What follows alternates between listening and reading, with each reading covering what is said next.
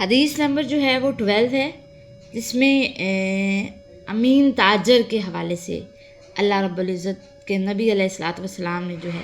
وہ بیان فرمایا کہ حضرت ابو سعید سے جو ہے وہ روایت ہے کہ رسول اللہ صلی اللہ علیہ وآلہ وسلم نے فرمایا، سچا اور امانت دار تاجر قیامت کے دن انبیاء، صدیقین اور شہداء کے ساتھ ہوگا۔ یہ حدیث بھی جس میں سچا اور امانت دار تاجر قیامت کے دن انبیاء اور شہداء کے حوالے سے جو ہے وہ ذکر کیا گیا ہے کہ اس حدیث میں جہاں سچے اور امانت دار تاجر کے اجر کا بیان ہے، وہیں اسلام کے تصور عبادت کا بھی بیان کیا گیا ہے کہ قیامت کے روز جنت میں انبیاء، صدیقین اور شہداء کی معیت محض نماز، روزہ، زکوٰۃ اور حج نہیں، بلکہ اگر وہ کام جیسے محض دنیاوی کام تصور کیا جاتا ہے، اگر اسلامی اصولوں کے مطابق ہوں گے تو اس کا بھی اس کو جو ہے وہ صلہ ملے گا۔ اب دنیاوی امور میں سے تجارت جو ہے وہ رزق حلال کا ایک بہت اہم ذریعہ ہے۔ آقا علیہ الصلاۃ والسلام کا جو خاندانی پیشہ تھا وہ بھی تجارت ہی تھا۔ تجارت کی غرض سے آپ علیہ الصلاۃ والسلام نے ملک شام کے کئی سفر کیے، اور اسی تجارت کو سچائی اور دیانت داری سے کرنا بھی عبادت ہے۔ اب جو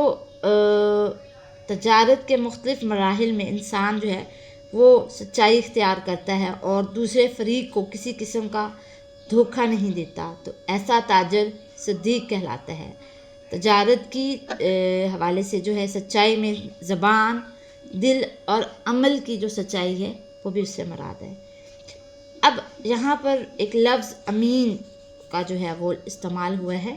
تو امین بھی مبالغہ کا صیغہ ہے، جیسے کہ صدیقین کا جو لفظ ہے صدوق، ٹھیک ہے۔ اب اس لفظ میں اسلام کا مکمل تصور جو امانت داری پر مضمر ہے، امانت کی حفاظت، ناپ تول پورا کرنا اور مال کی جو سپردگی ہے اس میں وعدے کا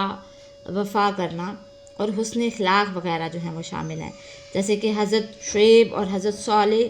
کی جو اقوام تھی، ان کا انجام کس لیے برا ہوا تھا کہ اس لیے کہ وہ ناپ تول میں کمی بیشی کرتے تھے۔ وہ لوگ جو اشیاء میں ملاوٹ کرتے ہیں ان کے بارے میں آپ صلی اللہ علیہ وآلہ وسلم نے فرمایا کہ وہ ہم میں سے نہیں ہیں۔ اب امانت داری کے بہت سارے جو ہیں وہ فوائد ہیں، کچھ فائدے ذاتی بھی ہوتے ہیں اور کچھ اجتماعی، ٹھیک ہے، اور کچھ فائدے جو ہیں وہ اخروی بھی ہیں۔ اب ہمیں یہاں اگر ہم صدیقین اور شہداء اور جو ہے وہ انبیاء کے لسٹ میں آنا چاہتے ہیں تو اس کے لیے ہمیں امانت دار ہونا ضروری ہے، یعنی کہ امانت دار تاجر ہونا۔ اب یہاں پر جب ذکر کیا گیا تو ہمیں صرف امانت دار ہو کر ہمیں بہت سارے فوائد جو ہیں ذاتی ملتے ہیں، اس کے علاوہ دنیاوی فائدہ بھی ہے اور اخروی اس حدیث مبارکہ سے بالکل کلیئر ہو گیا، ٹھیک ہے۔ سچے تاجر کو جو ہم نے 3 گروہوں کی جو اللہ تبارک و تعالیٰ کے نبی نے فرمایا کہ وہ ان کے ساتھ ہوگا، تو کیا تجارت ایک بہت بڑی آزمائش ہے؟ تجارت میں اب تاجر جو لوگ ہیں قیامت کے دن